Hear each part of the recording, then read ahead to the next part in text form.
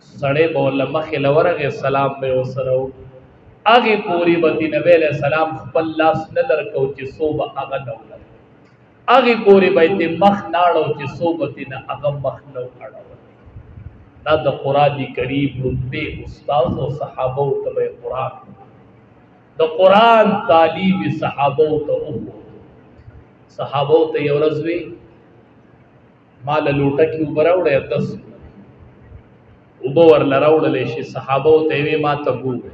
صحابه ورته کتل چې اودسې کوو نو هر اندام یو یو ځل وینځه، لاسونه یو ځل، خپې یو ځل او مخ یو ځل، خولې ته اوبه یو ځل، پوزې ته اوبه یو ځل، یو یو ځل یې وکړه. صحابو ته یې وی دا هغه اودس دی چې د دې نه بغیر الله مونځ نه قبلوي. چې یو پیرم یو سړی یو اندام په اودس کې ونیځي خو مونځ یې نه کېږي. ټیک ده. بله موقع بیا وی اوبه راوړئ. صحابه ورته وی ما ته ګورئ ډېرې ښه هر اندام یې 2 ځله ووینځه، خولې ته اوبه 2 ځله، پوزې ته 2 ځله، مخ 2 ځله، خپې 2 ځله. صحابه ورته وی دا هغه اودس دی چې الله په دې دوچن اجر ورکوي. 2 پیرې دې وینځل خو الله به دوچن اجر درکړي. پې مونځ روا شو به الله اجر دوچن درکړي، ډبل اجر. په درېیمه موقع بیا اوبه راوغوښتې. صحابو ته وی ما ته ګورئ. صحابو کتل هر اندام یې 3 ځله وینځه.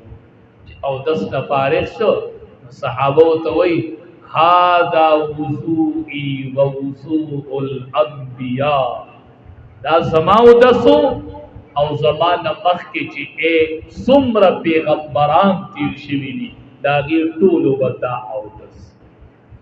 یوه پیره چې دی اندام وچ پاتې شه په یوه پیره کې لمونځ دې ونه شو. چې 2 پیرې دې اندامونه وینځل نو ډبل اجر دې وشو. او چې 3 پیرې دې وینځل نو په یو ټیم دې د 1,24,000 انبیاو په سنتو باندې عمل.